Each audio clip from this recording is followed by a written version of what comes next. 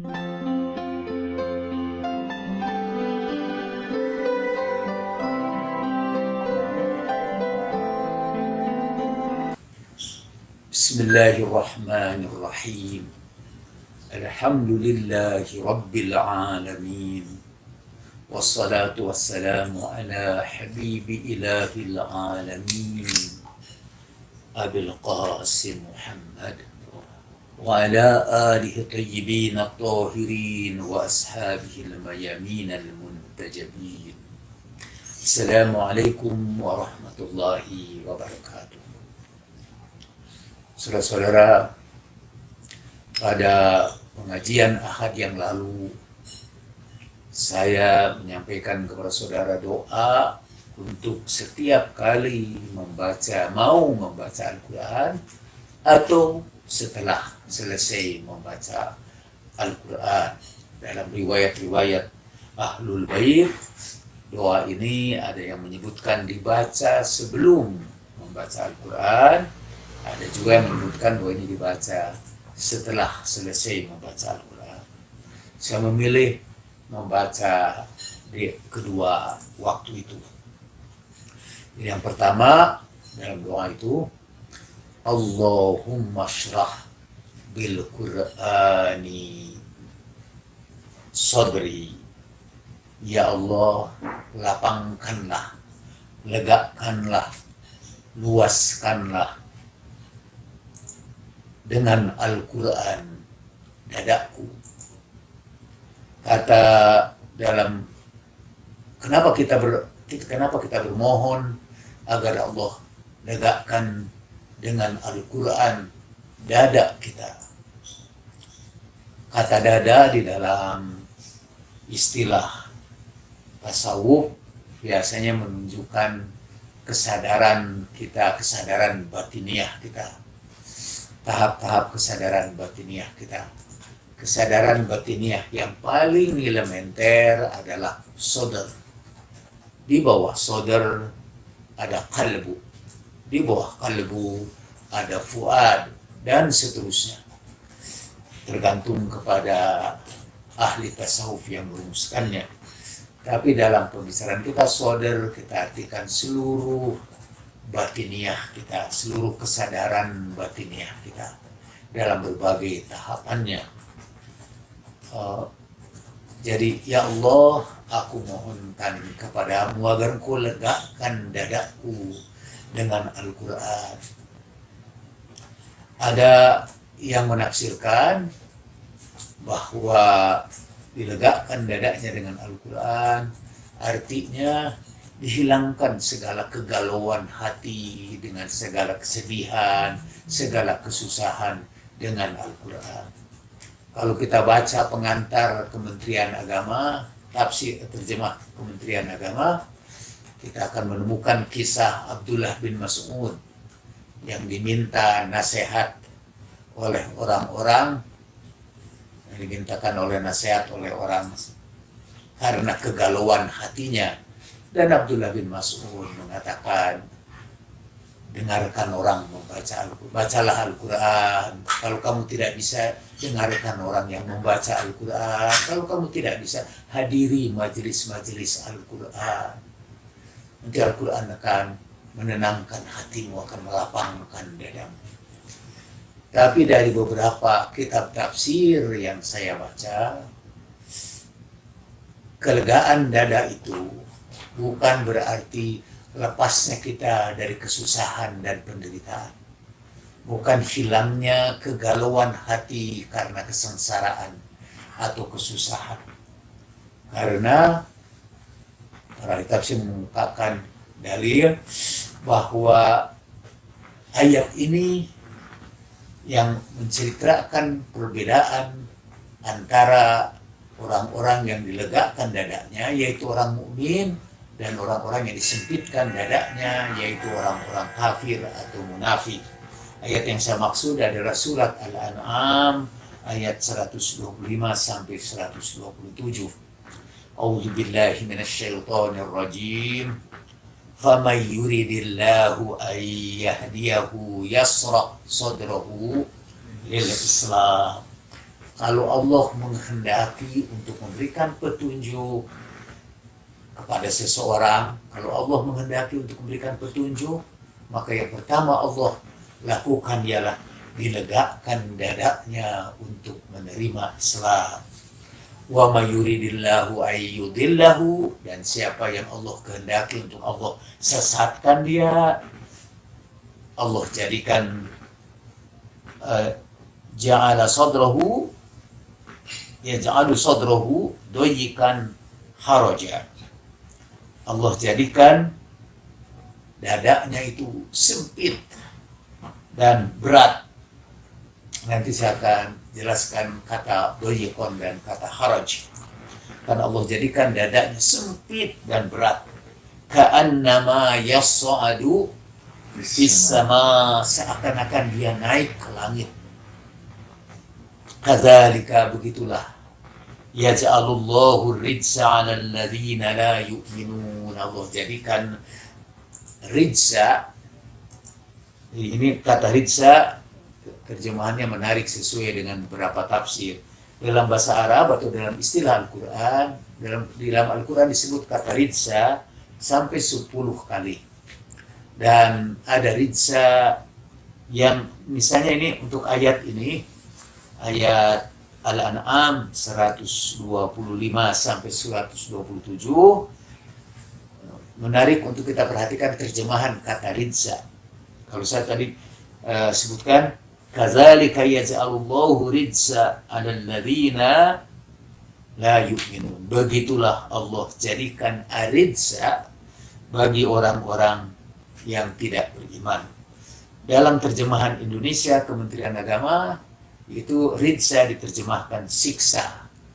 Begitulah Allah jadikan siksa bagi orang-orang yang tidak beriman. Di dalam terjemahan Inggris yang ada di dalam aplikasi saya, terjemahan Inggris itu wrath, artinya kemurkaan.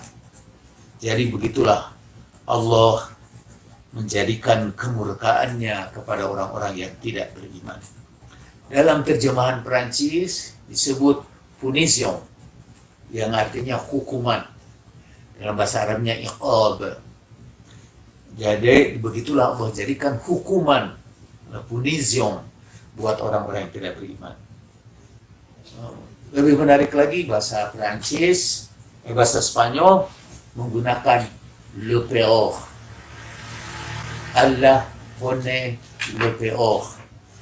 Jadi Allah menjadikan baginya sebetulnya bukan hukuman, tetapi bencana atau bagi orang-orang yang tidak beriman. Memang di dalam tafsir disebutkan, misalnya At-Tabari di dalam tafsirnya menyebutkan beberapa makna rijs. Ya, jadi yang pertama kata adalah la khaira fi. Sebetulnya dalam bahasa Spanyol lo peor artinya yang paling buruk. Jadi Allah akan memberikan yang paling buruk kepada orang-orang yang tidak beriman. Jadi ada arti rijsa itu bisa berarti la khairu fi, katanya apa yang tidak ada kebaikan di dalamnya. Jadi mungkin tampaknya tidak diambil dalam terjemahan itu khusus untuk ayat ini, ialah kata dosa. Kata Ibnu Abbas, ar-rijs adalah dosa atau an-najasu atau rijsun najis, sesuatu yang kotor atau najis, dengan dari sesuatu yang bersifat najis, dengan merujuk kepada doa Nabi Shallallahu Alaihi Wasallam kalau masuk ke toilet, Allahumma inni a'udzubika minal rijsin najisil khabith wal khabahu liyudhiba ankum rijsa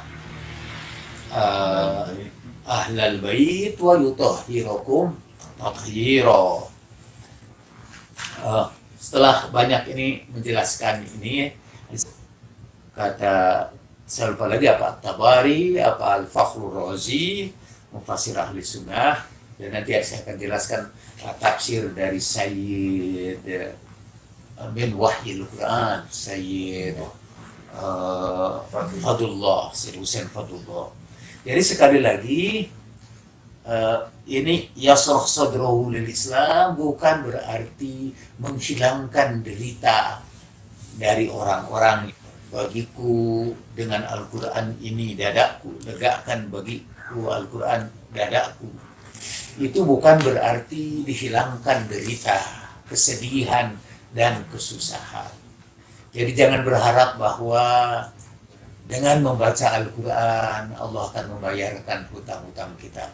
Dengan membaca Al-Quran Allah, atau tujuan membaca Al-Quran kita ialah supaya Allah sembuhkan kita dari penyakit atau dari bencana COVID, atau dengan Al-Quran Allah lepaskan kita dari kemiskinan kita. Tidak, karena justru penderitaan, kesedihan, kesusahan itu adalah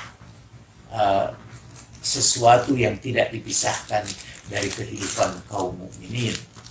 Fa innallaha idza ahabba 'abdan ibtala.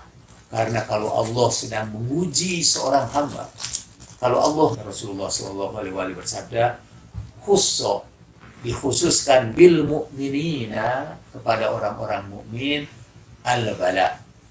Jadi ketika kita membaca doa Allahumma shrah bil Qur'ani sadri, Allah legakan dengan legakan dadaku dengan Al-Quran, apa maknanya?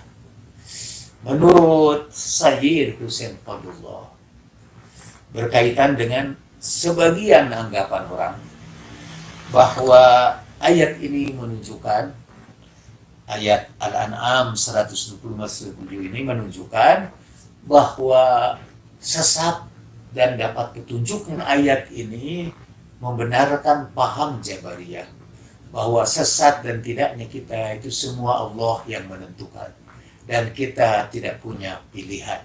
Seakan-akan ayat ini bertentangan dengan ayat faman syaa falyu'min wa man syaa falyakfur. Siapa yang beriman, imanlah, dan siapa yang dalam ayat ini Allah menegaskan bahwa dapat petunjuk dan leganya dada untuk menerima petunjuk itu adalah kehendak Allah semata-mata. Nah, Syed Hussein Fadlullah rahimahullah, beliau berkata bahwa sebetulnya ayat ini tidak menyebutkan famay yahdihillah, tidak, tetapi faman yuridillahu ayyah, faman yuridillahu atau yuridullah, kita faman yuridullahu ayyah dia yuridu atau yuridi faman yuridillahu, karena ini syarat, nanti sesudahnya ada jawab, jadi harus dijazmkan. Apa yang Allah beri petunjuk, tidak. Tapi ayat ini berkata barang siapa yang Allah kehendaki untuk diberi petunjuk. Jadi Allah, sebelum Allah memberikan petunjuk itu, maka yang akan Allah lakukan ialah membukakan dadanya untuk menerima Islam. Yasrah sadrahu lil Islam. Artinya bahwa petunjuk Allah hanya diberikan kepada mereka yang melapangkan dadanya. Beliau terkenal dengan ucapannya, dada yang munfatih, dada yang terbuka untuk menerima petunjuk. Orang-orang yang mempersiapkan dirinya untuk menerima petunjuk dari manapun, yang tidak terpenjara oleh fanatisme madhabnya, yang tidak terpenjara oleh asobiyahnya, yang tidak terpenjara oleh apa yang disebutkan oleh Bacon, beberapa penjara kita, antara lain penjara kelompok kita, penjara budaya kita, penjara tradisi kita, yang mau menerima pendapat dari berbagai sumber. Itu yang dimaksud yasrah sadrahu lil Islam, dibukakan dadanya ke dalam Islam. Jadi ketika nanti saudara membaca doa ini, Allahumma shrah bil Qur'ani sodri, ya Allah lapangkanlah dadaku sehingga bisa menerima kebenaran Al-Quran. Secara batiniah artinya bukalrohu lil Islam. Rasulullah Shallallahu Alaihi Wasallam ditanya, hadisnya ini banyak tapi redaksinya sama. Katanya di dalam satu riwayat di sini disebutkan di Al-Madain ada seorang orang yang sangat mendalam agamanya, namanya Abu Ja'far. Ini di sini dari Ahlussunnah. Tidak disebutkan siapa Abu Ja'far ini. Ketika turun ayat ini, "Faman yuridillahu ayyahdiyahu", siapa yang Allah berikan petunjuk, ingin Allah berikan petunjuk kepadanya, Allah lapangkan dadanya untuk Islam. Kemudian para sahabat bertanya, "Kaifa yusrahu sadru?" Bagaimana dada itu dilapangkan? Atau kaifa yasrahu sadra? Bagaimana Allah Subhanahu wa taala melapangkan dada? Qala Rasulullah sallallahu alaihi wasallam bersabda, "Idza nazala nur fil qalbi", apabila cahaya Allah itu turun ke dalam hati seseorang, insyaraha, menjadi lapanglah lahu baginya as-sadru, dadanya, wan fasaha, dan menjadi meluas. Infasaha dari kata fasaha, seperti di dalam ayat Al-Quran, kalau kamu berada dalam majelis, berilah ke tempat, yafsahillah, berilah tempat, luaskan tempat bagi orang yang lain. Lalu para sahabat bertanya, fahallat lidzalika ayatun yu'rafu biha, apakah ada tanda-tandanya orang yang sudah dilapangkan dadanya? Sekali lagi, tandanya bukan hilang kerisauan, hilang penderitaan, hilang al-gham wal huzn gitu. Karena sekali lagi, penderitaan, kesusahan itu adalah bagi seorang mukmin adalah cobaan yang tidak akan pernah berpisah daripadanya selama hidupnya. Walanabluwannakum bisyai'in minal khaufi wal ju'i wa naqsi minal amwal. Ya, dan itu akan menjadi penyebab penderitaan baginya. Jadi kapan itu apa tanda-tandanya orang yang sudah Allah masukkan cahaya ke dalam hatinya? Lalu Rasulullah Shallallahu Alaihi Wasallam bersabda, "Naam," katanya, betul. Fahal lidzalika ayatun yu'rafu biha? Apakah ada tanda-tandanya untuk bisa dikenali kalau orang dilegakan dadanya dengan Al-Quran? Apakah kalau saudara-saudara sudah membaca Allahumma shrah bil Qur'ani sadri, apa tanda-tanda bahwa Al-Quran telah melapangkan dada saudara, telah menyebabkan saudara termasuk kepada yang yasrah sadrohu lil Islam?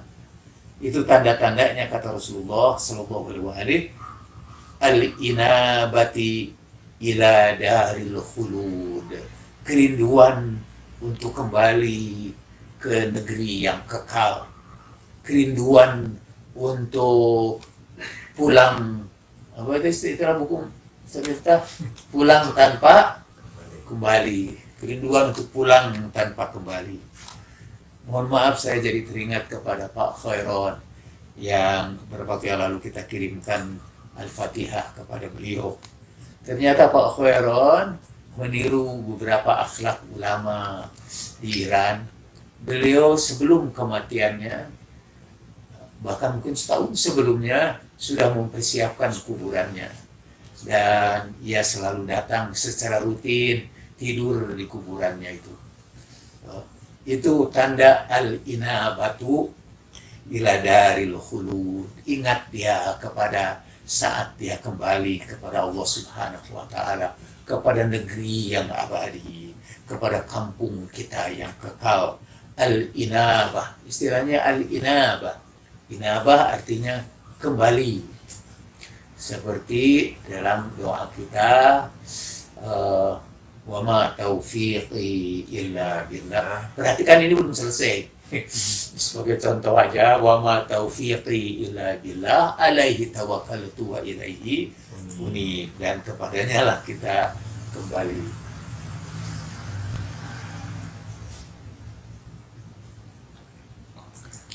Oke.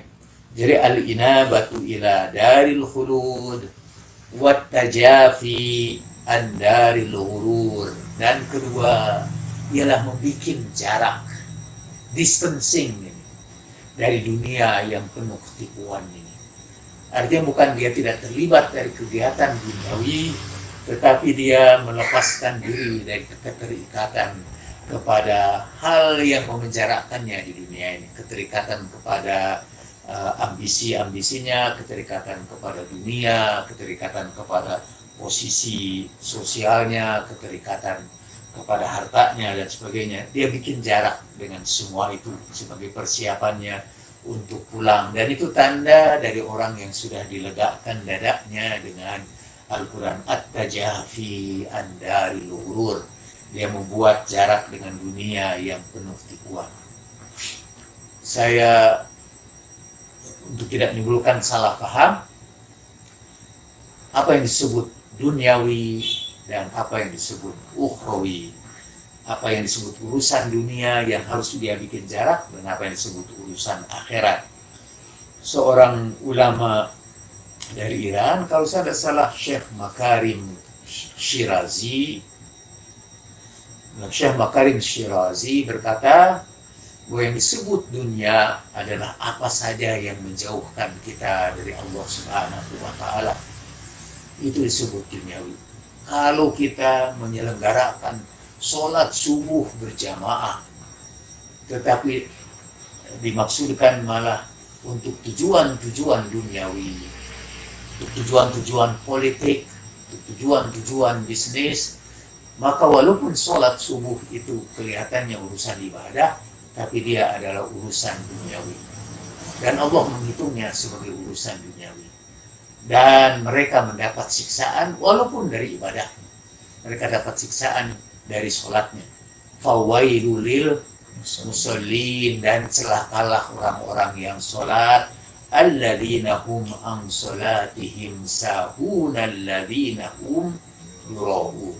Yaitu orang-orang yang menjalankan salatnya dengan lalai daripada apa maksud tujuan sholat itu, dan mereka hanya pamer saja dengan sholatnya itu, wa yamna'unal ma'un, dan tidak mau memberikan pertolongan kepada orang lain. Jadi kalau ada orang beribadah secara ritual, tapi tujuannya bukan untuk Allah, tidak mendekatkan dirinya kepada Allah, tapi mungkin sholatnya mendekatkan diri dia kepada kekuasaan, mendekatkan dirinya kepada ke dunia, ke harta, kekayaan, mendekatkan dirinya kepada tujuan-tujuan yang profan, pada tujuan-tujuan yang tidak sakral. Nah, dia itu disebut urusan dunia, walaupun bentuknya ibadah. Tapi kalau ada orang juga mengeluarkan duitnya dalam jumlah yang banyak untuk menolong orang-orang yang menderita, untuk mengetuk hatinya yang paling dalam agar bisa berbagi dengan orang lain, itu adalah urusan akhirat. Kalau dia juga misalnya terlibat dalam kegiatan dagang, tapi di ujung dalam cita-citanya yang luhur dia ingin berbagi rezeki dengan orang-orang di sekitarnya, itu walaupun dia urusan dagang, itu urusannya adalah urusan ukhrawi. Nah, orang yang sudah urusan akhirat, orang yang misalnya kelihatan misalnya mengecup pipi istrinya, atau memberikan seteguk minuman pada waktu sahur kepada istrinya dengan niat berkhidmat kepadanya, karena Rasulullah Shallallahu Alaihi Wasallam bersabda, seteguk air minum yang diberikan oleh seorang suami kepada istrinya, pahalanya sama dengan sholat semalam suntuk. Artinya itu kelihatannya urusan dunia, tapi dia adalah urusan akhirat. Dia yang berbakti kepada orang tua, dia yang dekat dengan orang-orang miskin, dia yang memberikan bantuan kepada anak yatim kalau kata Al-Quran, dia yang memberikan bantuan kepada anak yatim yang dekat, kepada orang miskin yang bergelimang debu. Itu adalah orang-orang yang sedang melakukan kegiatan akhirat. Jadi orang yang dilegakan dadanya dengan Al-Quran akan terketuk hatinya ketika membaca Ara'aita alladzi yukadzibu biddin fadzalikal ladzi yad'ul yatim. Saya teringat cerita di Muhammadiyah ini. Jadi dahulu Kiai Haji Ahmad Dahlan mengumpulkan santri-santrinya jemaah dan setiap hari membaca surat Al-Ma'un. Terus diulang-ulang sampai muridnya kesal dan minta, kenapa Pak Kiai mengulang-ulang ayatnya terus menerus. Kata, kalau kamu memang ngaji Al-Quran ini, kira-kira begitu kata-katanya, cobalah sekarang kamu kumpulkan anak-anak yatim, orang-orang miskin, anak-anak yang miskin, anak yatim yang tinggalkan oleh orang tuanya. Dan itulah katanya asal mula berdirinya panti-panti asuhan Muhammadiyah sekarang ini. Nah, itu terlibat dalam kegiatan itu, walaupun kelihatannya bersifat duniawi, adalah bersifat ukhrawi. Dan orang yang dilegakan dadanya dengan Al-Quran adalah orang yang melakukan berbagai kegiatan yang mendekatkan dirinya kepada Allah Subhanahu wa Ta'ala. Dan yang terakhir, al-isti'dadu lil maut qabla maut, bersiap sedia menghadapi kematian sebelum kematian itu menjemput dia. Dan tidak ada yang paling harus kita siapkan ialah apa yang kita tinggalkan kalau kita meninggal dunia sekarang ini untuk kenangan indah bagi generasi yang akan datang. Apa yang akan kita tinggalkan sesuai dengan doa Nabi Ibrahim alaihi salatu wassalam, Rabbi habli hukman wa alhiqni bis salihin waj'al li lisana sidqin fil akhirin. Tuhan, berikan kepadaku peluang untuk meninggalkan kenangan indah bagi generasi yang akan datang. Bukankah kita sudah mendengar bahwa ketika Allah lah yang mematikan dan menghidupkan kita, inna nahnu nuhyil mauta wa naktubu ma qaddamu wa atharuhum. Kamilah yang menghidupkan yang mati dan kami tuliskan apa yang sudah mereka kerjakan selama hidupnya, dan kami tuliskan juga pahala apa yang ditinggalkannya, pertolongan yang telah diberikannya, uang yang telah diwakafkannya, kekayaan yang dia tinggalkan, yang menjadi kenangan indah bagi generasi sesudahnya, yang memberikan kepadanya manfaat besar walaupun orangnya sudah berada di dalam perut bumi. Dan itulah tanda-tanda sekali lagi orang yang yasroh sodrohu lil Islam, yang orang bukakan dadanya ke dalam Islam. Fama yuridillahu ayyahdiyahu yasroh sodrohu lil Islam. Kemudian Allah sebutkan bahwa orang yang tidak dilegakan dadanya dengan Al-Quran, tidak juga orang yang baca Al-Quran dan tidak dilegakan dadanya, malah dia menjadi sempit, menjadi berat karena beberapa peringatan Al-Quran kepadanya. Dahulu orang-orang munafik itu dengan sengaja mencemoohkan Al-Quran, menyimpan asabi'ahum fi ulunihim, atau itu yang disyawah wadahum wadahum fi qulubihim maradun fazadahumullahu maradun. Dalam hatinya ada penyakit, lalu tambah penyakitnya. Malah Al-Quran itu menyesatkan dia. Al-Quran itu tidak melapangkan dadanya untuk menerima petunjuk, malah dalil-dalil Al-Quran dipakai untuk menyesatkan dia dan menyesatkan orang-orang di sekitar. Wa ma yudillu bihi illal fasiqin. Dan tidak akan sesat dengan Al-Quran ini kecuali orang-orang yang fasik. Tidak akan menyesatkan dengan Al-Quran ini kecuali juga orang-orang yang fasik. Jadi kalau ada orang yang sesat setelah mempelajari Al-Quran, malah dia menimbulkan kerusakan, menimbulkan permusuhan, menyebarkan kebencian. Setelah ngaji Al-Quran, itu emang Al-Quran bisa begitu, karena Allah jadikan lalu hatinya tertutup. Jadi kalau ada pengajian Al-Quran yang membuat hati kita tertutup, tidak mau membuka kebenaran dari manapun itu berada, sekali seperti kata Imam Ali, khudil hikmata wala yadurruka min ayyi wi'ain kharajat. Janganlah ambillah itu ilmu, ambillah hikmah itu dari manapun berasal, dan jangan bikin kamu bingung dari wadah apa dia keluar. Dalam riwayat yang lain Imam Ali berkata, ambillah hikmah itu walaupun dia datang dari mulut orang munafik.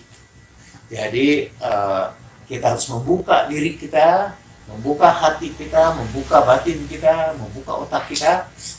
Infitah, kata Sayyid Hussein Fadlullah, membuka diri, terbuka, open-mindedness. Menariknya juga di dalam bahasa Inggris, lawan dari open-mindedness adalah close-mindedness. Jadi yang jiwanya tertutup, tidak ada pintu. Katanya kata ini, kan di situ Allah jadikan hatinya itu doyikan, dalam qiraat lain harja, doyikon harja. Konon kata Umar bin Khattab membacanya dengan nasab, jadi doyikon haroja. Tetapi orang-orang membacanya doyikon harija.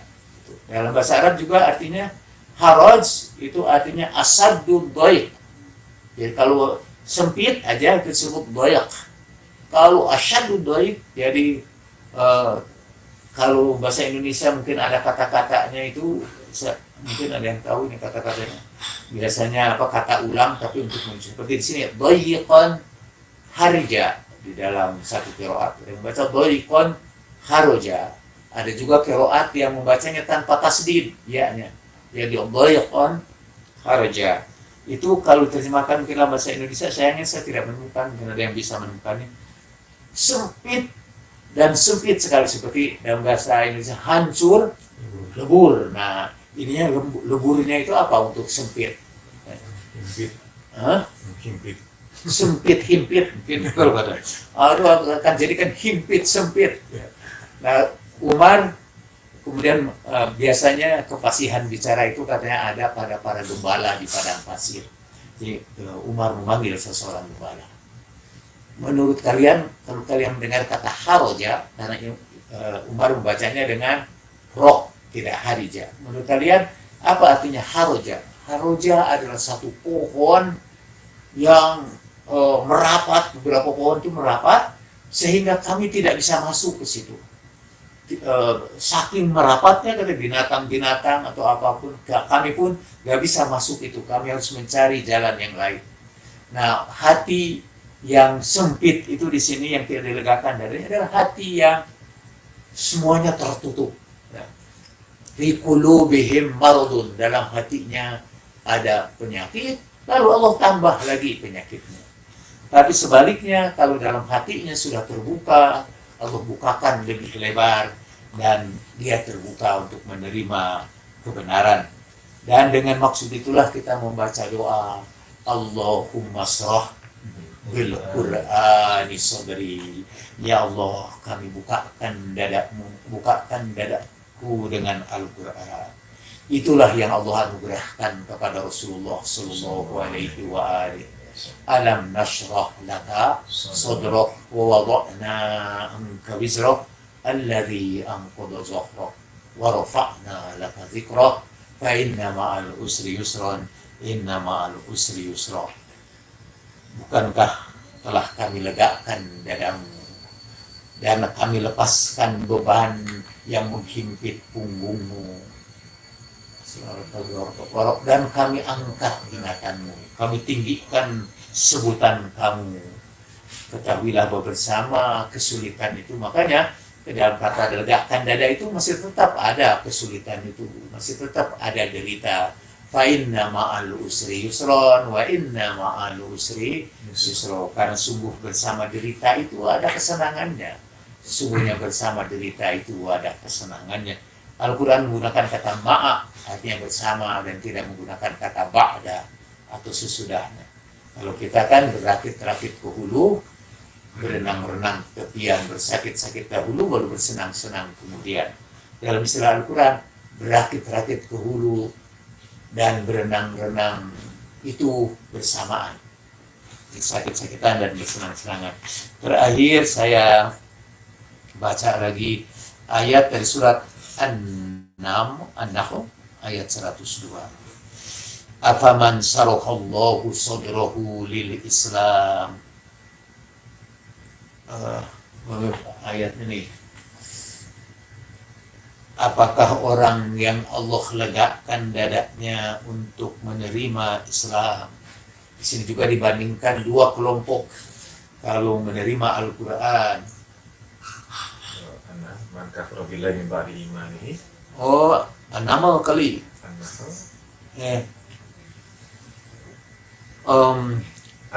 Az-Zumar ayat 17. Islam. Ya, yang memperkuat itu afaman sarrahallahu sadrahu lil Islam fahuwa ala nurin min rabbih. Bukankah orang yang Allah letakkan dadanya dengan Islam adalah orang yang menerima cahaya dari Tuhannya. Fawailul lil qasiyati qulubuhum. Dan celakalah orang yang hatinya keras min dzikrillah, dari mengingat Allah. Ulaika fi dhalalin mubin. Mereka itulah yang berada di dalam kesesatan yang nyata. Di sini Allah bandingkan orang yang diledakkan dadanya menerima cahaya Allah dengan orang yang hatinya membeku. Wahiyya kal hijarah au asyaddu qaswah, dia seperti batu, bahkan lebih keras lagi dari batu. Fawailul qasiyati qulubuhum ulaika qasiyati qulub min dzikrillah ulaika fi dhalalin mubin. Ya, itu dalam surat Az-Zumar ayat 17. Sebagai kesimpulan, ayat 22 ya. Ini tulisan saya, ini coret-coretan saya ini, saya sendiri nggak bisa baca, apalagi orang lain. Jadi sebagai kesimpulan, ketika kita berdoa Allahumma shrah bil Qur'ani sadri, ya Allah bukakan dengan legakan, lapangkan dengan Al-Quran dadaku. Maksudnya biarkan dia terbuka untuk menerima cahaya Tuhanmu. Biarkan masuk ke dalamnya petunjuk-petunjuk yang datang dari hadiratmu. Petunjuk-petunjuk yang awalnya, kata Rasulullah SAW, di tangan Tuhan dan ujungnya di tangan kalian, yang datang dari Allah Subhanahu wa Ta'ala. Dan berikan juga kepada kita kesabaran, keteguhan hati, dan kepasrahan untuk menerima kebenaran dari manapun sumbernya, tanpa menghalanginya dengan kebencian, dengan fanatisme, dengan ketertutupan. Open mindedness, itu yang dimaksud dengan Allahumma shrah bil Qur'ani sadri. Kalau ada pertanyaan dan waktunya masih ada, Pertanyaan pertama, bagaimana menerapkan pola hidup zuhud di tengah hedonisme yang sangat kuat saat ini? Katanya biasanya para nabi muncul, para pembawa kebenaran itu muncul di tengah-tengah mengalami golden age, masa keemasan. Para sufi di dalam Islam lahir juga pada zaman dinasti Abbasiyah, ketika Islam juga mencapai puncak kemakmuran dan orang-orang hidup dalam gelimang kemewahan. Ketika pada zaman Umar bin Khattab, mengalir itu kekayaan dari berbagai penjuru dunia, dan Umar berkata, "Buli Nabi Dorro fasobarna, wa buli Nabi Sarro falam nasbir." Kita diuji dengan penderitaan dan kita sabar. Kita diuji dengan kesenangan dan kita tidak bersabar. Dan Rasulullah Shallallahu Alaihi Wasallam sebetulnya lahir di tengah-tengah perdagangan di kota Mekah waktu itu. Saya diabadikan dalam Al-Quran, li'ila fi Quraisyin ila fihim rihlatash shita'i was-shayf. Dan inilah perdagangan, karena perdagangan orang-orang Quraisy yang berdagang pada waktu musim dingin dan musim panas.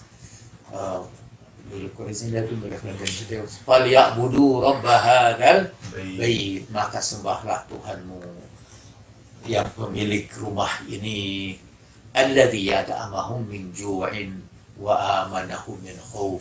Mereka hidup pada saat ketika mereka dibebaskan dari kelaparan walaupun hidup di tengah padang pasir, dan mereka juga diberikan rasa aman sehingga bisa berdagang secara internasional dalam suasana damai dan aman.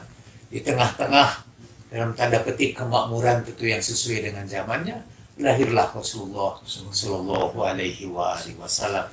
Beliau beri contoh bahwa kita bisa hidup sederhana di tengah-tengah kemewahan itu. Dibagikan kepada beliau ratusan ternak, satu lembah penuh beliau bagi-bagikan. Dan sore harinya beliau pulang ke rumah dan bertanya kepada istrinya, adakah makanan bagiku? Istrinya berkata, tidak ada. Dan Rasul berkata, fa inni shaim. Kalau gitu aku puasa aja deh. Dan Rasulullah hidup dengan segala kegiatan. Beliau contohkan bisa kita hidup dengan penuh kesederhanaan itu, di tengah-tengah kemewahan itu. Beliau sampai berkata, aku memilih hidupku seperti orang-orang kelas masyarakat yang terendah, yaitu budak-budak belian. Ana aqulu kama akalal abd. Aku akan makan seperti makannya budak belian. Wa jalastu kama jalasal abd. Dan aku akan duduk juga makan di bawah seperti duduknya orang itu. Beliau memberikan contoh kita bisa hidup dengan zuhud di tengah-tengah masyarakat yang hedonis. Cuma nanti ajaran Nabi, saya jadi teringat kepada kawan kita, seorang pejuang kebenaran yang baru saja meninggal dunia. Kita kirimkan juga Al-Fatihah buat beliau, yaitu Arif Budiman. Al-Fatihah. Bismillahirrahmanirrahim. Bismillahirrahmanirrahim. Alhamdulillahirabbil alamin. Arrahmanirrahim. Maliki yaumiddin. Iyyaka na'budu wa iyyaka nasta'in. Ihdinas siratal mustaqim. Siratal ladzina an'amta 'alaihim ghairil maghdubi 'alaihim waladdallin. Menurut Arif Budiman, Rasulullah adalah seorang sosialis, seorang pecinta mustadafin, pembela orang-orang kecil. Cuma kemudian ajarannya begitu Rasulullah meninggal dunia, dia terjadilah penyimpangan dari tujuan yang semula. Saya kira Bung Karno juga pernah berkata bahwa dinasti Umayyah lah yang kata Bung Karno yang merusak kemurnian Islam dan pemihakan Islam terhadap orang-orang mustadafin, terhadap orang-orang yang melakukan zuhud di tengah-tengah masyarakat yang hedonis. Dan Imam Ali disebut Rasulullah Shallallahu Alaihi Wasallam, engkau bangga karena orang-orang miskin menjadikan kamu sebagai pemimpinnya, dan engkau bangga karena pengikut kamu adalah orang-orang miskin. Dia yang diketemukan orang pada suatu hari mengikat rotinya dengan ikatan yang keras, sampai orang menanyakan, kenapa kau harus ikat itu dengan keras-keras, padahal kau seakan-akan kamu menyimpan permata di situ. Kata Imam Ali, aku tidak ingin anakku menyiramkan minyak ke dalam. Dan ketika orang heran karena Imam Ali dengan hidup zuhud seperti itu ternyata memiliki kekuatan yang dahsyat. Pedangnya bisa membelah penunggang unta dengan untanya sekaligus dalam satu kali tebasan. Orang tanya kepada Imam Ali, kenapa bisa dapat kekuatan seperti itu? Lalu Imam Ali berkata, lihatlah kepada bawah, ia tumbuh dalam limpahan air. Bawang tidak bisa hidup kecuali dalam air yang berlimpah. Tapi lihatlah tumbuh-tumbuhan yang tumbuh dari dalam batu. tumbuhan-tumbuhan dari dalam batu, misalnya seperti rumput Fatimah kalau kita pernah mendengarnya, itu berarti tumbuh dari celah-celah batu dan itu sangat liat dan sangat kuat. Sementara bawang di betrik begini nih, di sintrik bahasa Inggrisnya apa? Di centrik begini, dia udah terputus.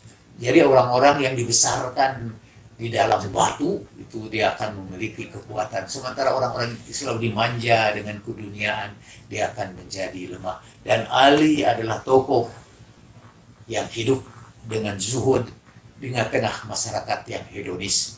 Padahal dalam kekuasaan Ali itu timur dan barat waktu itu dalam genggamannya. Jadi kekuasaannya melebar sejak Palestina sampai ke anak benua India. Itu kekuasaan Imam Ali pada waktu itu, dan beliau tetap hidup sederhana. Oke. Pertanyaan berikut, ingin sholat khusyuk tapi bagaimana mengendalikan pikiran yang sering kemana-mana? Mohon pencerahan Ustaz. Iya, ada nasihat yang sederhana, ada nasihat yang berat. Saya berikan yang sederhana aja dulu. Cara yang mudah supaya perhatian kita tidak lari ke sana kemari, karena pikiran kita terus saja, walaupun bahkan yang tadinya khusyuk kalau begitu sholat jadi tidak khusyuk. Jadi saya pernah cerita di sini tentang seorang ulama yang meminta supaya dirinya dioperasi tanpa anestesia, dan dia dioperasi masih berat tanpa anestesia, tanpa analgesik, tanpa penghilang rasa, tanpa painkillers, dan dia tidak merasakan sakit sedikit pun. Ketika ditanya, saya alihkan pada jiwa saya pada posisi ketika saya sholat. Jadi ketika sholat dia bisa khusyuk dan tidak merasakan derita itu. Nah, tapi mungkin itu cara yang paling berat, saya tidak tahu bagaimana sampai ke situ. Tapi ada cara yang sederhana yang bisa kita lakukan bersama-sama, yaitu perhatikan bacaan sholat itu aja. Pusatkan perhatian pada bacaan sholat itu. Jadi misalnya, Alhamdulillahirabbil alamin. Perhatikan kepada Alhamdulillahirabbil alamin. Itu kalau pernah surah meditasi, itu teknik untuk menyatukan pikiran kita supaya tidak berkeliaran kemana-mana. Jadi pusatkan perhatian pada bacaan itu saja. Begitu kita melihat bacaan itu sudah sangat rutin, dan itu bahaya untuk mengganggu kehusuan adalah rutinitas. Begitu kita rutin, kita sudah tidak memperhatikan lagi apa yang kita baca. Malah tiba-tiba kita merasa Assalamualaikum, sudah sampai kepada bagian yang terakhir, dan itu sepanjang jalan tidak kita rasakan itu. Saudara juga kalau setiap hari nyetir melewati jalan yang sama, itu sudah tidak memperhatikan jalan itu, karena rutinitas adalah ancaman paling besar untuk kekhusyuan.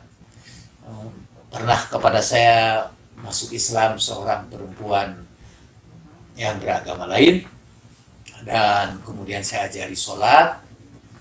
Setelah beberapa kali sholat, dia mengadu kepada saya bahwa dia mendapat menstruasi, dan saya beritahukan dalam keadaan menstruasi sholat harus dihentikan, dan dia menyesal, kenapa harus dihentikan pada saya lagi menikmati sholat saya ini. Itu baru Islamnya. Jadi dia rasakan kenikmatan itu karena dia perhatikan setiap kata-kata yang diucapkan. Itu juga yang terjadi pada penulis Even Angels Ask. Siapa itu? Jeffrey Lang. Jeffrey Lang itu berkata, ketika dia mulai sholat, dia tutup pintu-pintu, jendela-jendela, takut ketahuan orang, dan dia merasakan sholat dengan kekhusyuan yang luar biasa.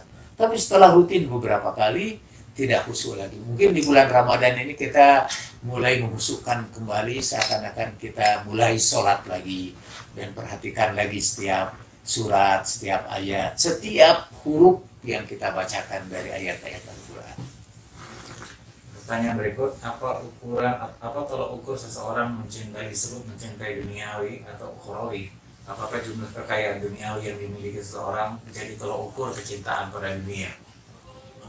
Maka kita definisikan kembali, saya ulangi lagi, yang disebut dunia adalah segala hal yang menjauhkan kita dari Allah. dan Rasulnya dan para imam. Jadi hal-hal yang menjauhkan kita dari Allah itu disebut dunia. Ada orang yang punya kekayaan yang luar biasa, dunianya luar biasa, dia pengusaha besar di Pakistan, dia pengusaha besar. Kemudian setelah dia kaya raya, kemudian kerjaan dia sampai sekarang adalah membagi-bagikan makanan kepada fukoro dan masakin. Dia mendirikan dapur-dapur umum, dia kemudian berikan bantuan kepada hartanya semua dihabiskan. Sambil terus juga perusahaannya terus berkembang. Saya tidak tahu apakah beliau masih hidup sekarang. Namanya Mr. Eddie. Dan kalau terjadi katanya bentrokan Sunni dan Syiah di Pakistan yang kadang-kadang dia saling membunuh, itu dia kalau datang Mr. Eddie semua menghentikan peperangannya, perkelahiannya, dan Mr. Eddie kemudian membantu orang-orang yang terluka, memberikan bantuan. Dia sepertinya seorang pengusaha besar, tapi dia seorang sufi. Siapa yang mengatakan itu? Dia dalam bukunya Corporate Mystics, bahwa nanti akan saudara lihat para sufi itu, orang-orang yang zuhud itu berada di kantor-kantor komisaris, berada, kalau perusahaan itu apa namanya, yang pemilik perusahaan itu berdiri ada satu lembaganya, apa lembaga komisaris. Ya, dia menjadi komisaris di perusahaan. Tapi sebetulnya nah itu yang cerita kalau nggak salah tokoh sufi kita itu yang perempuan, Anne Marisimo, dia cerita juga tentang seorang pengusaha besar di New York yang sebetulnya seorang sufi. Dia menggunakan kekayaannya untuk charity, lembaga-lembaga bantuan, sementara malamnya diisi dengan ruku dan sujud kepada Allah Subhanahu wa Ta'ala. Dia sufi. Jadi jangan lihat orang dari jumlah kekayaannya, tapi lihatlah di mana dia memanfaatkan kekayaannya. Juga jangan lihat bahwa kalau orang itu miskin berarti dia bukan berarti dia lagi tidak disukai Tuhan. Robbi ahanan, kan gitu. Ada orang yang mengira kalau dia diberi kekayaan, ini Tuhan lagi memuliakan aku, Robbi akroman. Tapi kalau ditimpa dengan kesusahan, penderitaan, Tuhan sedang menghinakan aku. Artinya seringkali dunia dijadikan ukuran bagi kita. Apakah seorang itu cinta dunia atau tidak? Jangan kira bahwa pengusaha yang bekerja keras itu adalah cinta dunia. Sementara orang miskin yang pemalas itu artinya tidak cinta dunia, bukan itu ukurannya. Ya. Kita hidup di zaman setelah 1400 tahun Nabi wafat. Apakah rasul-rasul yang pernah turun juga telah wafat?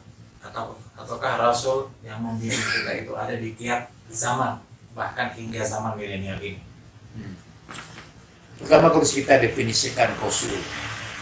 Apabila Rasul itu artinya orang yang memberi petunjuk kepada kaumnya, maka kata Al-Quran, likulli qaumin had, pada setiap kaum ada pemberi petunjuk.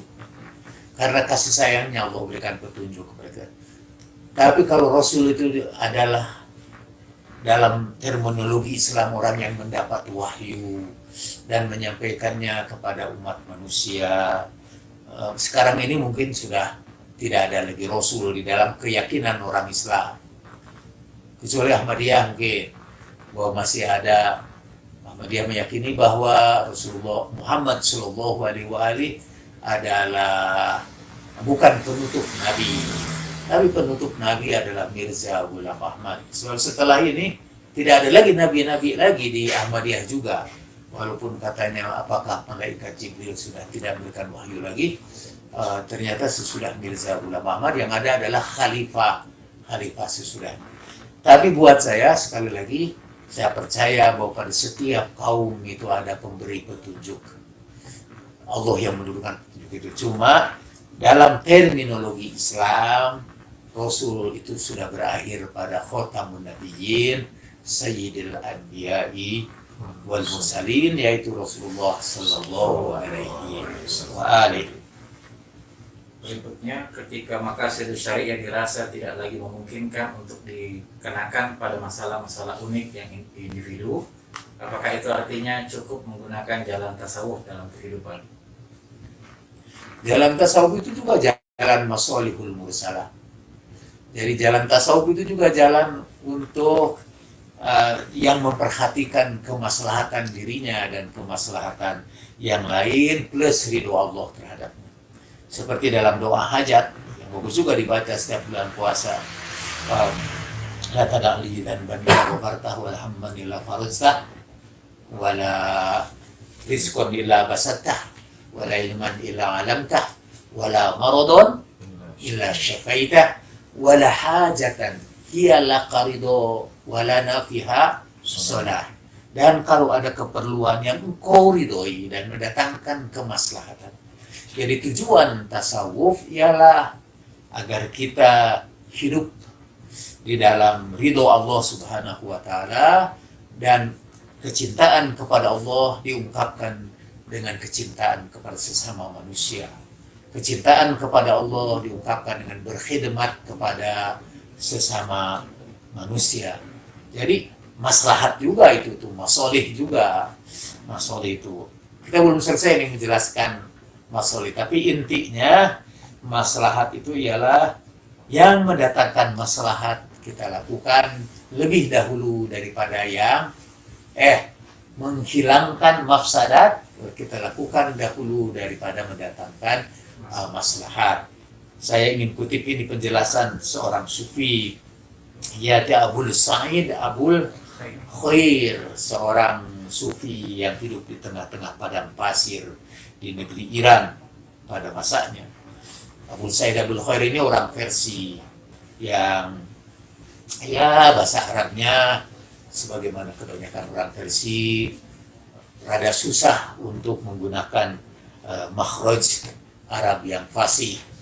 Jadi dia membimbing simaan.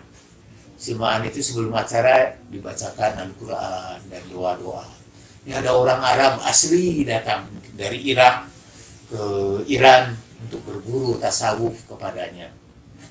Dan ketika dia mendengarkan mungkin bacaan orang Persia itu yang lahjahnya rada ke Persian, dia mendengar misalnya membaca ghairil maghdubi alaihim waladdallin. Dia pikir gimana yang dibaca Quran aja salah, gimana bisa membawa saya ke jalan kebenaran, baca Quran aja salah. Dia keluarlah akhirnya meninggalkan tempat itu. Karena ini tambahan kecil, saya baru saja juga dapat medsos dan ada rekaman yang menurut saya bagus. Saya ambil pelajaran di situ. Saya akan ambil hikmah dari mana aja, termasuk dari medsos yang bikin kita nervous. Di situ tuh kata dia ada dua mata. Kita ini dianugerahi dua mata. Satu mata lalat dan satu lagi mata lebah. Kalau mata lalat dia lihatnya itu sampah aja, kumpulan sampah, tempat-tempat yang kotor yang dia lihat itu hanya tempat kotor aja. Walaupun dia berada di taman bunga, tapi yang dia cari itu tempat kotor aja. Kalau mata lebah, dia mencari madu, dia mencari bunga dan mengisap madu. Yang dia kejar itu madu, walaupun di tempat sampah sekalipun. Mau saya tiba di situ kan? Abul Sa'id Abul Khair begitu. Jadi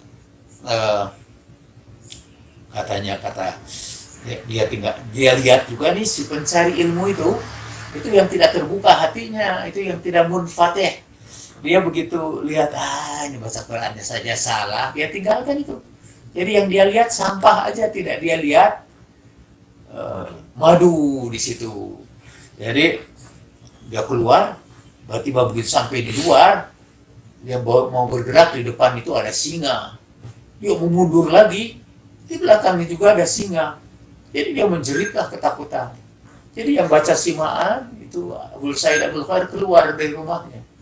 Kemudian singa-singa itu dia panggil, dipegang telinganya. Bukankah sudah kubilang jangan kau ganggu tamu-tamuku, gitu ya.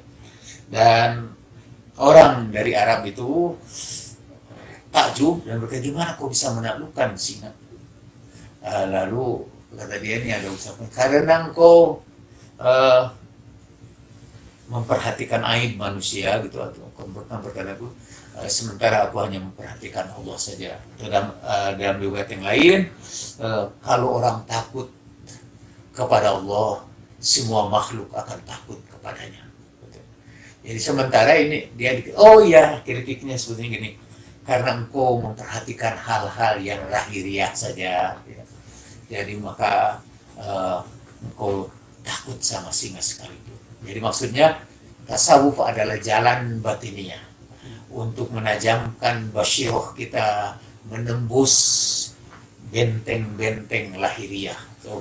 Jadi jangan lihat aib orang, tapi lihatlah aib diri sendiri. Tuba limay yastaghil bi uyubin nas walam yastaghil.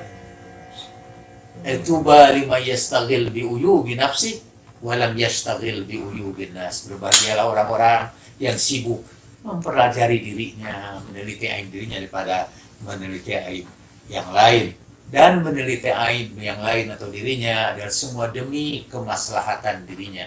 Demi untuk itu syariat diajarkan. Wa ma anzalnal Qur'ana 'alaika litasqa. Ya. Dalam realitas ada orang-orang yang lapang dadanya tidak hanya muslim, ada juga non muslim yang lapang dadanya. Bagaimana menjelaskan itu, mohon pencerahan Ustaz.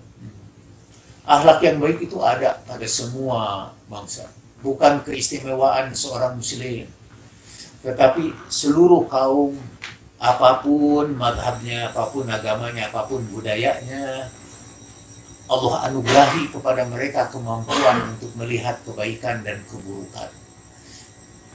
Bahkan kalau ada orang yang sudah baik di dalam agamanya, kemudian dia pindah ke Islam, itu akan lebih baik lagi. Apa itu hadis itu, hadis Nabi Sallallahu Alaihi Wasallam, yang paling baik pada zaman jahiliyah akan juga yang paling baik di dalam Islam. Nabi memuji misalnya Hatim At-Ta'i yang kerjaannya memberikan bantuan kepada orang-orang tanpa memperdulikan agamanya. Dan kata Nabi Sallallahu Alaihi Wasallam, itu akhlak bapak kamu itu kepada anaknya, itu akhlaknya mukmin. Dan Allah mencintai makarimal akhlak, Allah mencintai kemuliaan akhlak. Jadi gak usah bingung kalau ada orang muslim akhlaknya bagus, dadanya lapang. Bukan muslim, kalau dia non muslim lapang dadanya. Dan juga jangan bingung kalau ada orang muslim juga tidak lapang dadanya gitu. Tapi semuanya mendapat petunjuk dari Allah. Fa'alhamaha fujuraha wa taqwaha. Allah ilhamkan kepadanya kejahatannya dan ketakwaannya. Tinggal memilih aja. Fa'alhamaha fujuraha wa taqwaha. Qad aflaha man zakkaha wa qad khaba man dassaha. Berbahagialah orang-orang yang memilih untuk membersihkan dirinya, dan celakalah orang-orang yang tidak mau yang mengotori dirinya. Terakhir Ustaz, singkat sekali pertanyaan, adakah tarekat Ahlul Bait? Tarekat Ahlul Bait, ada beberapa tarekat Ahlul Bait. Tapi dengan menjalankan seluruh petunjuk Ahlul Bait, kita sudah menjalani tarekat. Ada satu masa bahwa pengikut Ahlul Bait seperti pengikut tarekat sekarang. Jadi dia membentuk kelompok-kelompok kecil di bawah pimpinan seorang guru, dan ada adab-adab as-suhbah, adab-adab bersahabat, adab-adab membentuk komunitas. Bahkan katanya menurut satu riwayat bahwa Junaid al-Baghdadi itu mengambil ajaran tasawufnya dari dari salah seorang imam Ahlul Bait. Jadi dan tarekat-tarekat pada umumnya sampai kepada Imam Ali. Tapi pengikut Ahlul Bait tidak menyebut itu ajarannya khusus sebagai tarekat. Tarekatnya udah digabung dalam syariatnya. kita paling banyak menemukan doa-doa dalam Ahlul Bait lebih banyak dari tarekat manapun. Jadi kalau ada orang yang senangnya ibadah aja, baca doa aja, masuk Ahlul Bait aja, punten-punten bisa sampai overdosis itu karena banyaknya doa yang panjang-panjang kan dari doa Ahlul Bait. Di bulan puasa ini kalau sudah mau mencari tarekat Ahlul Bait, inilah caranya menjalankan tarekat Ahlul Bait. Bacaan-bacaan mulai malam hari ini, malam pertama, malam terus apa yang harus kita baca, sholat apa yang harus kita lakukan, itu dipenuhi seluruh Ramadan itu.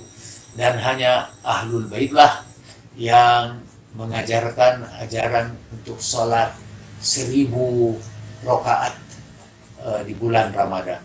Artinya 1000 rakaat itu dibagi-bagi di dalam setiap malam, termasuk 100 rakaat pada malam-malam Lailatul Qadar. Itu jadi menurut saya kalau tarekat itu adalah kelompok dipimpin oleh seorang guru yang melazimkan zikir-zikir yang tertentu. Nah, ajaran Ahlul Bait itu sendiri sudah menjadi tarekat. Terakhir, pertanyaan. Yang tadi terakhir. Ada lagi yang terakhir sesudah terakhir. Sesudah yang terakhir. Kalau istilah terakhir dari yang terakhir. Tentang kaitannya dengan tema yang dilapangkan Al-Quran. Apakah dibolehkan mengumpulkan kutipan-kutipan ayat Al-Quran dalam satu buku tersendiri, kemudian kita baca berulang-ulang untuk mudah mengingatnya? Boleh. Dan ada contoh juga. Para ulama Ahlul Bait, misalnya yang saya ketahui, dan juga ulama-ulama Ahlus Sunnah dari dulu sering mengumpulkan beberapa ini. Waktu saya masih kecil, saya diajari ayat 7. Jadi ada 7 ayat yang diambil dari berbagai tempat. Dimulai dari Qul la yusibana illa ma kataballahu lana huwa maulana wa 'alallahi falyatawakkalul mu'minun. Itu ada 7 ayat. Terus juga ada ayat beberapa lagi, alif lam mim qaiman bil qisti dan seterusnya. Dan di kalangan Ahlul Bait misalnya ada 40 ayat yang dikumpul-kumpul. 40 ayat enggak? Arba'in? Sama nun. 80 ayat. Jadi terus kita juga udah umum lah diterima membaca kumpulan ayat-ayat untuk tahlilan biasanya. Jadi Al-Fatihah, kemudian 7 ayat pertama dari surat Al-Baqarah, kemudian dilanjutkan dengan wa ilahukum ilahu wahid, terus ayat kursi dan sebagainya. Jadi ada contoh lah dari ulama terdahulu. Mungkin belakangan ada yang membid'ahkannya tanpa saya juga tahu alasannya kenapa itu bid'ah kalau kita mengumpulkan ayat-ayat dan menghafalnya. Kan kita juga kalau belajar lah dimulailah dari ayat-ayat yang pendek-pendek, juga dipilih-pilih dari yang pendek. Saya memulai bacaan Al-Quran juga di bulan Ramadan itu dari surat yang pendek-pendek itu juga. Ya, itu surat terakhir yang terakhir. Jadi terima kasih atas perhatian saudara. Mudah-mudahan kajian kita tentang Al-Quran ini terus berlanjut di bulan Ramadan. Teriring doa, mudah-mudahan dengan bihurmatil Quran, bihaqil Quran, bihaqi man anzalatahu, dengan hak yang kau turunkan kepadanya Al-Quran. Kita bermohon mudah-mudahan Allah Subhanahu wa Ta'ala mengangkat derita dan bencana yang kita alami sekarang ini. Mudah-mudahan Allah menyelamatkan kita dari musibah-musibah yang menimpa kita dan menggantikan kita kepada kita kehidupan yang lebih baik, daulatan karimah, jadi satu pemerintahan yang mulia, satu negeri yang mulia dalam lindungan dari Allah Subhanahu wa Ta'ala. Kita doakan juga orang-orang yang sudah mendahului kita, baik sebelum bulan ini maupun pada bulan ini dan juga mungkin nanti sesudahnya. Kepada mereka semua, la hadiniya wa kulli niyatin shalihatin ziyadatan fi syarafin Nabil Mustafa sallallahu alaihi wa alihi wa a'immati tayyibin at-tahirin wa sayyidati nisa'il alamin. Al-Fatihah. أعوذ بالله من الشيطان الرجيم بسم الله الرحمن الرحيم الحمد لله رب العالمين الرحمن الرحيم مالك يوم الدين إياك نعبد وإياك نستعين اهدنا الصراط المستقيم صراط الذين أنعمت عليهم غير المغضوب عليهم ولا الضالين وما توفيقي إلا بالله عليه توكلت وإليه أنيب والسلام عليكم ورحمة الله وبركاته.